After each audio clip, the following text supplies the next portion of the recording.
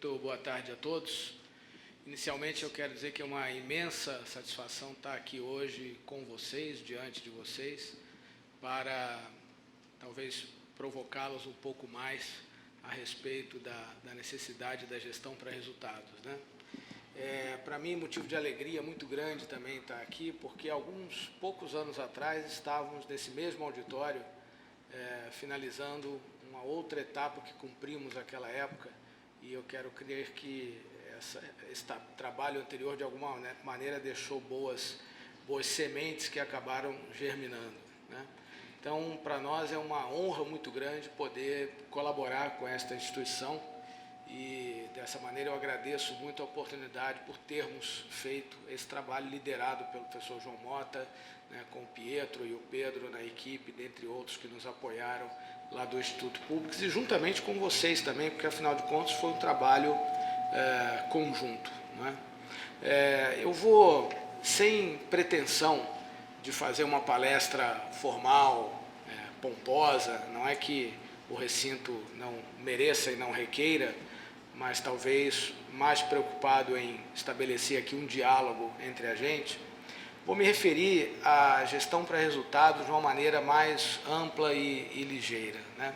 Para aqueles que não tiveram oportunidade ainda de tratar esse tema, para aqueles que tiveram, peço que perdoem a repetição do que eu vou mencionar, mas o que eu normalmente começo falando sobre gestão para resultados é o seguinte: vocês realmente acham que existe algum tipo de gestão que não seja para resultados? Difícil, né? Quer dizer, parece uma denominação meio óbvia, né?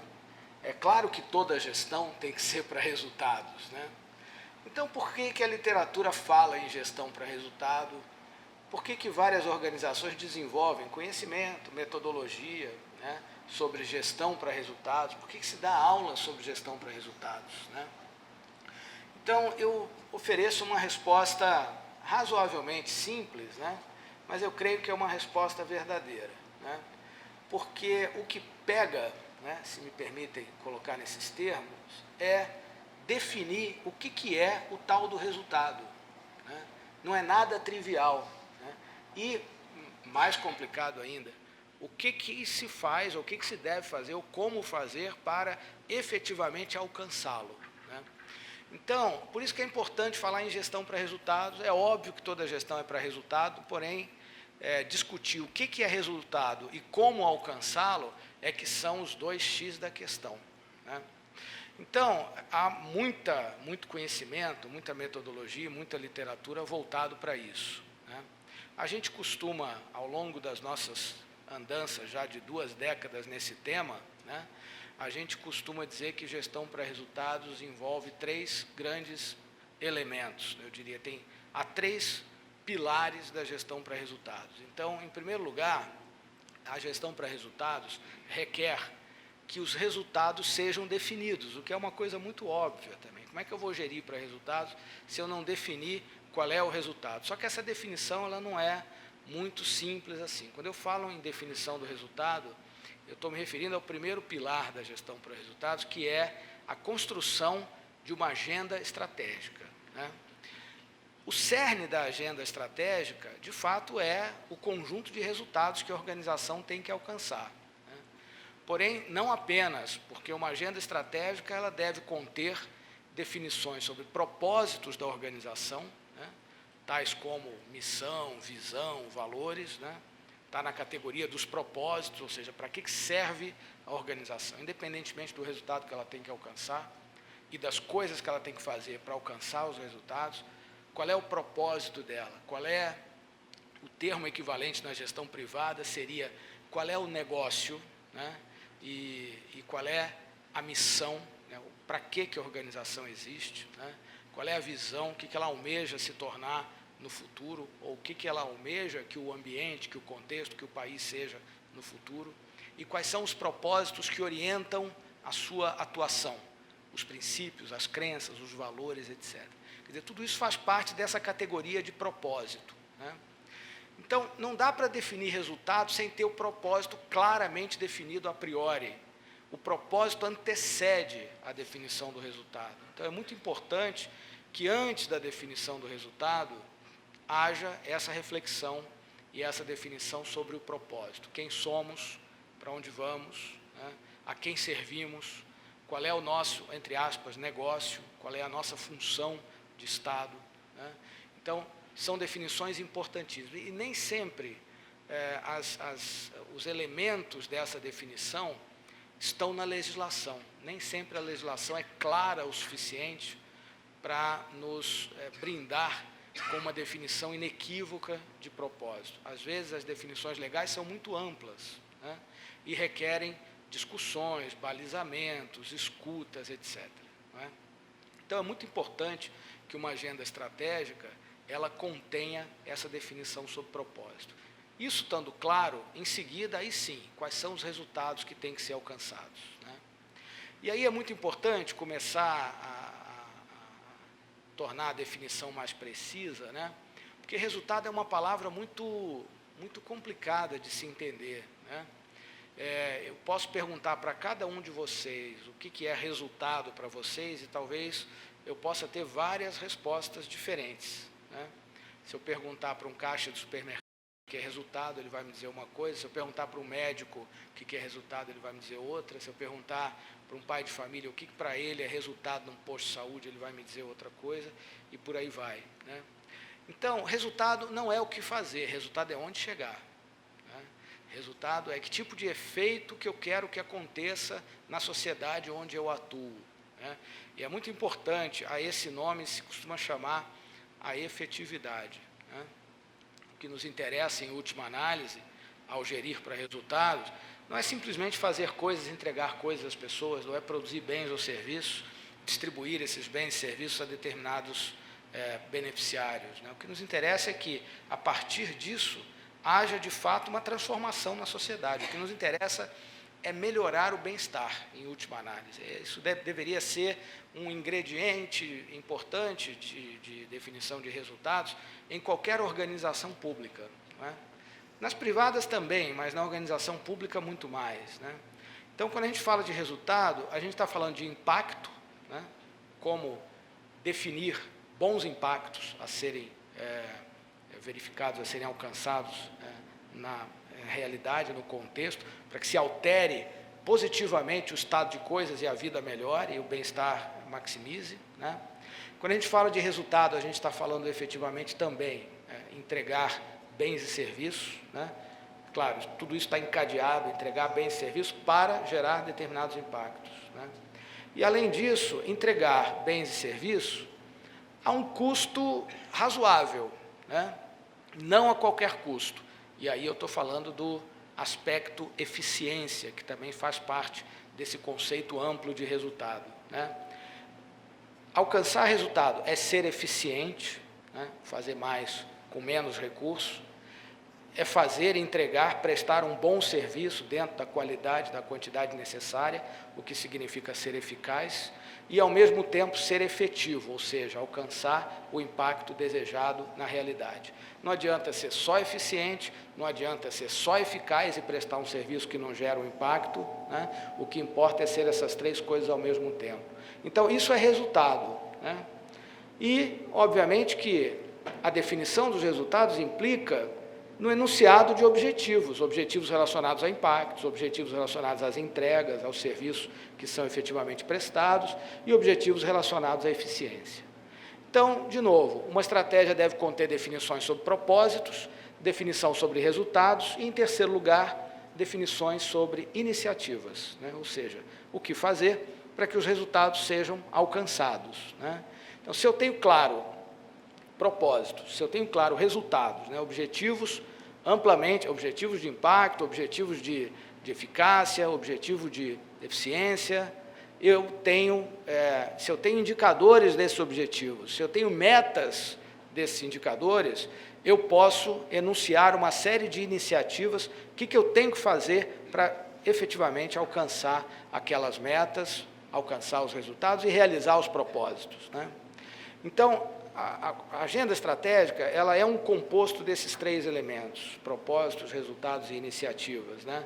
tal qual uma banqueta de 3 pernas. Se eu tiro uma dessas pernas, a banqueta não se sustenta. Se eu tiro uma desses 3 componentes, a estratégia não permanece de pé, né? Estratégias sem propósito são estratégias capengas, são estratégias sem uma sinalização clara de ambiente, de contexto, de futuro, né? De missão mesmo da instituição. Estratégias sem resultados são uma mera agenda de coisas a fazer, que não sinalizam onde tem que chegar, né?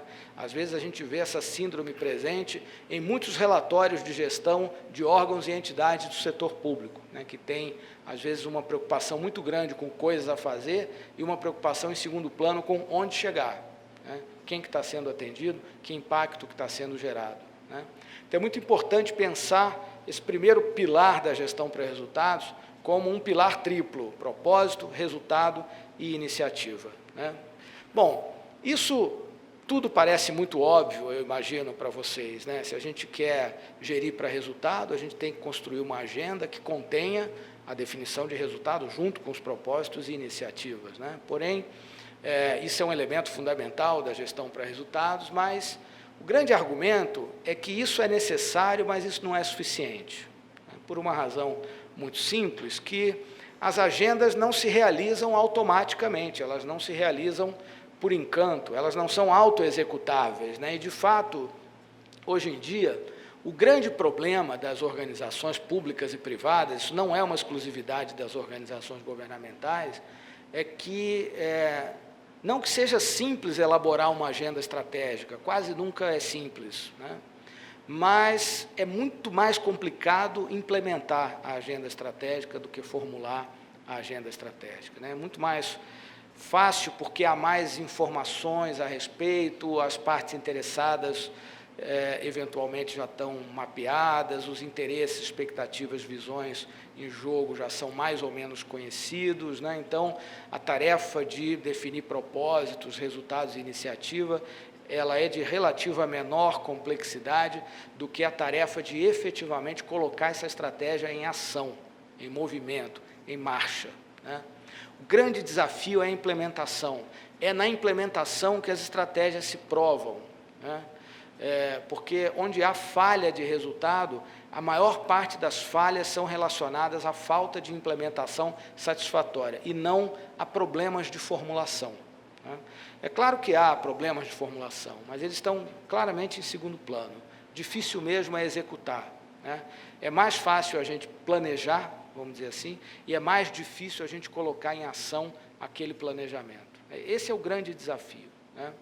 E é por isso que a gente chama muito atenção, na nossa cultura de gestão para resultados, criada a partir da literatura, a partir da nossa prática com isso nos últimos anos, né, desse segundo pilar da gestão para resultados, que é o alinhamento da estrutura implementadora, né?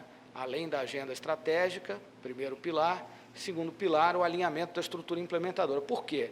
Porque são as unidades da organização, né, que formam a estrutura implementadora, que implementam a estratégia. A estratégia não é implementada por encanto, né? Ela é implementada pelas pessoas que estão lotadas nas unidades, que estão num modelo hierárquico de liderança, então, fazem parte de um modelo de gestão, né, onde há estruturas, onde há processos de trabalho regulamentados, há normas, há recursos alocados, há regras decisórias, né? Quer dizer, é o mundo mais visível e comezinho das organizações, né? Alguns, no passado, chamavam jocosamente o mundo do fazejamento, né? O planejamento formula, constrói a agenda, né?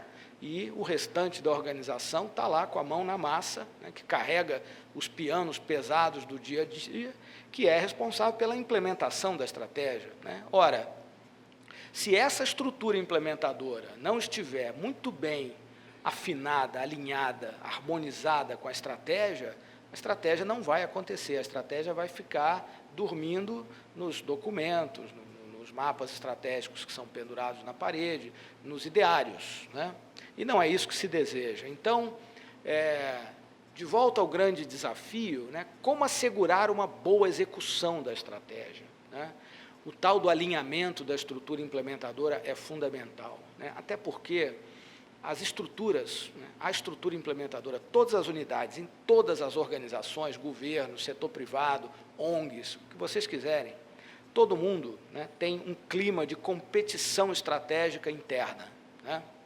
Toda estrutura implementadora, ou eu diria, toda estratégia compete com outras agendas da estrutura implementadora. E a agenda mais perigosa que compete com a estratégia chama-se a agenda das urgências e emergências, né? Popularmente conhecido como o apagar de incêndios do dia a dia. Existem muitas pesquisas que demonstram que os dirigentes, né, todos nós, todos vocês, técnicos, dirigentes, líderes, etc., consomem cerca de 80% da energia com o apagar de incêndios, com a solução de pequenas coisas que drenam a sua atenção e que impedem que você se paute predominantemente pela agenda estratégica. Esse é o primeiro grande perigo devastador, né? Há outros, mas esse, de fato, é o primeiro grande perigo devastador.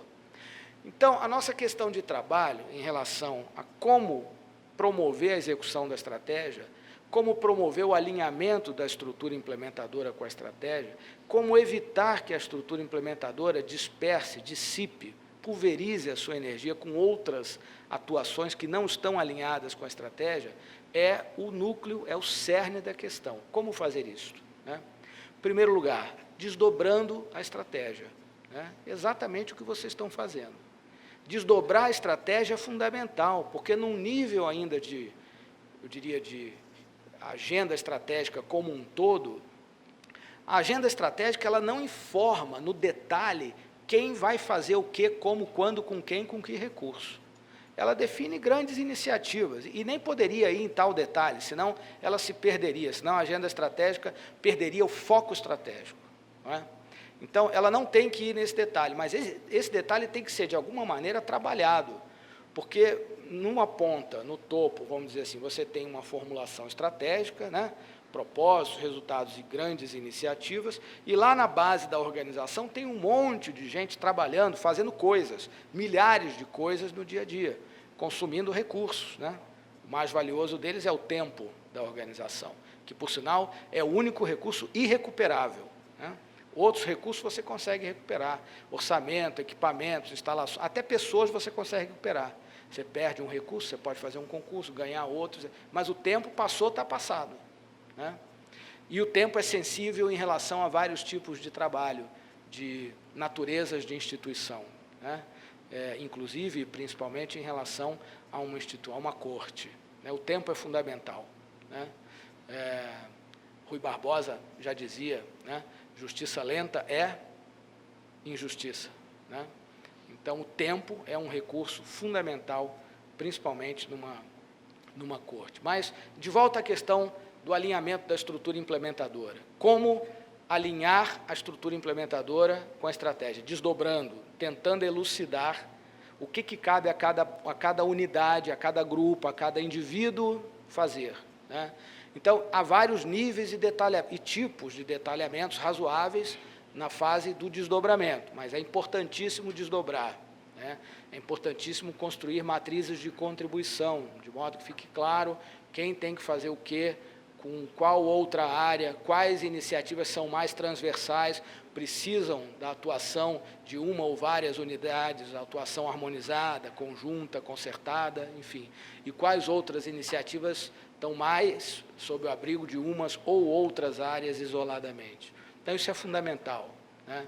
Em muitos casos, ajuda muito no alinhamento da estrutura implementadora, né, pactuar essas contribuições, estabelecer sistemas de incentivo, de premiação e de metas internas, né, para as áreas, desdobradas nas áreas. Em muitos casos, ajuda muito alguns ajustes de redesenho na estrutura, para facilitar a execução da estratégia. Em muitos casos, ajuda muito alguns ajustes de melhoria, de redesenho de processo, também para facilitar o alcance dos resultados preconizados na estratégia. Em muitos casos, ajuda muito o realinhamento de competências das pessoas. Para quê?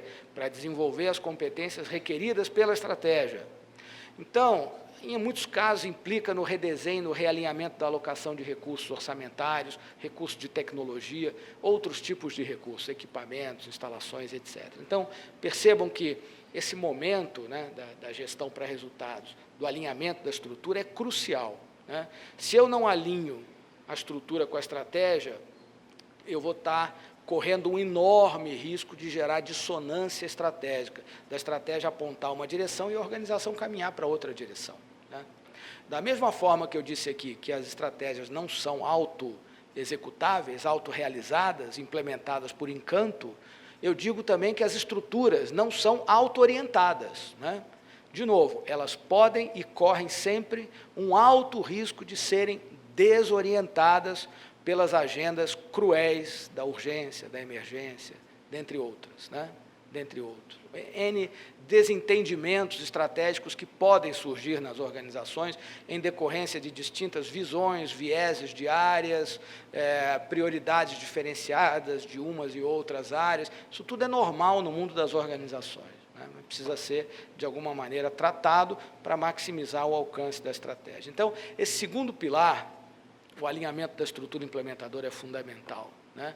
E, no bojo disto, o passo que vocês estão dando é importantíssimo, de buscar desdobrar, tentando estabelecer esse elo entre a estratégia e a estrutura. Muitas vezes esse elo é rompido, é perdido, né? E gera baixa implementação justamente por causa disso. O terceiro pilar é o monitoramento e avaliação, né? Eu costumo brincar e dizer, o monitoramento e avaliação, como terceiro pilar, ele é o GPS da gestão para resultados. Igualzinho quando você está no seu carro, eventualmente usando um GPS, presumivelmente você está usando o GPS porque você está trafegando, navegando por um território que você não conhece, né? Então, você precisa traçar um mapa, né? Você está num lugar, sai de um lugar, quer chegar em outro, você tem uma clara noção de saída e de chegada, e, ora, um mapa estratégico é isso, né? A gente tem propósito, resultado e iniciativa, eu tenho uma situação atual e eu tenho metas que simbolizam uma situação futura, um ponto de partida, um ponto de chegada, não é? O que o GPS faz é estar gerando informações a respeito de onde você está e contrastando isso com o mapa que você traçou, né?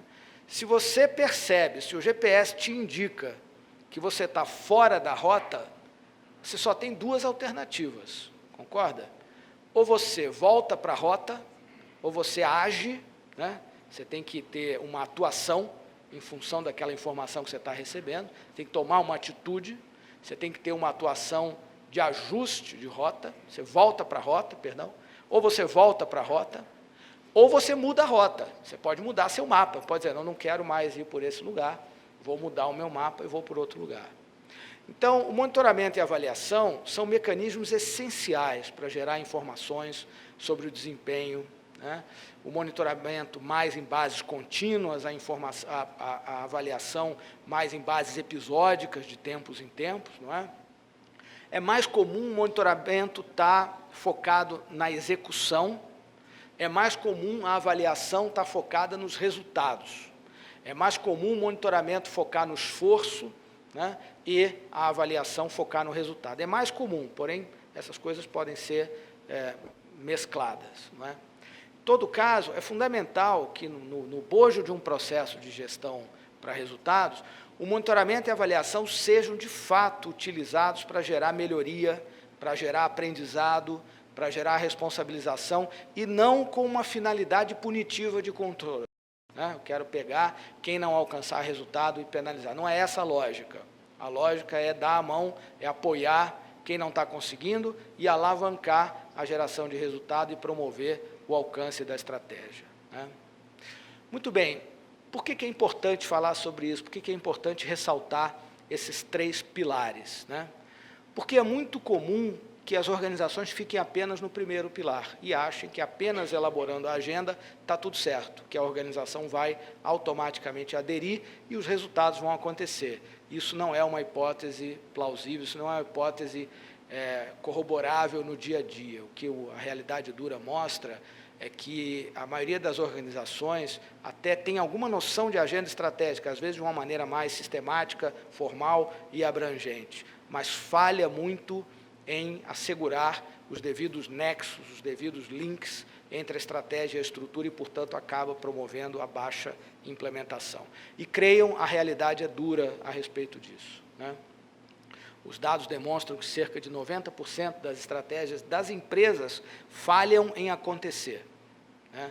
Nós estamos falando de 90% de falha de implementação estratégica no mundo empresarial, né? É um dado chocante, né?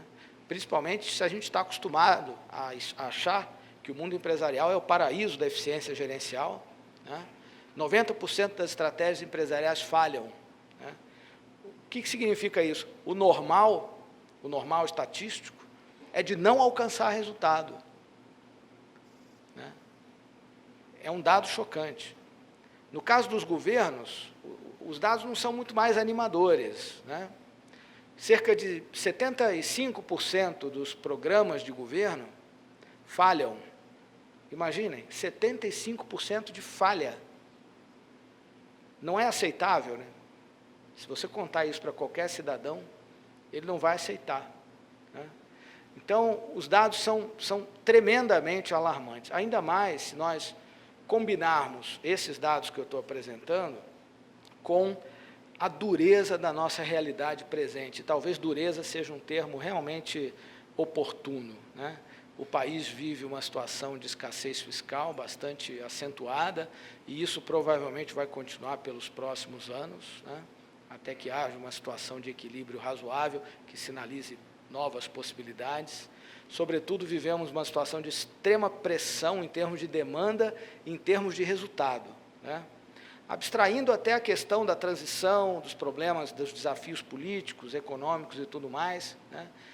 E, não obstante isto, inegavelmente, nós vivemos hoje numa circunstância que alguns estudiosos vão chamar da sociedade em rede, onde há uma hipersensibilidade para demandas, né? Os cidadãos têm cada vez mais um discernimento muito grande a respeito do que está acontecendo e uma possibilidade muito grande de trocar ideias a respeito disso, dentre outros lugares, nas redes sociais, por exemplo, de formarem ideias, imagens, se mobilizarem, exercerem pressão e, portanto, uma possibilidade muito grande, em alguns casos, de desestabilizarem instituições, né?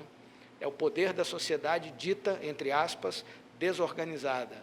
Não é um poder institucional, não é uma ONG, não é a mídia, tá certo? Não são as empresas ou o tal do mercado, não é nada disso. É o conjunto dos cidadãos conectados, apenas isso, conferindo a eles um poder imenso, que jamais outras eras da humanidade teve, né? Então, isso gera uma possibilidade de pressão muito grande sobre as organizações, né? E isso nos impele a todos nós a acreditarmos na gestão para resultados, mas mais do que acreditarmos, a praticarmos a gestão para resultados, né? Então, é muito importante que a gente esteja aberto a mudar as nossas crenças e, sobretudo, a mudar os nossos comportamentos a respeito disso, né? E eu só tenho, obviamente, a parabenizá-los por isso. Acho que vocês já vêm há um tempo investindo numa crença sobre gestão para resultados e demonstram um comportamento condizente com isso, na medida em que vocês avançam cada vez mais. Eu fico muito contente, como cidadão também, de ver isso, de presenciar isso, de poder colaborar nessa direção, né? Muito boa sorte para vocês e muito obrigado.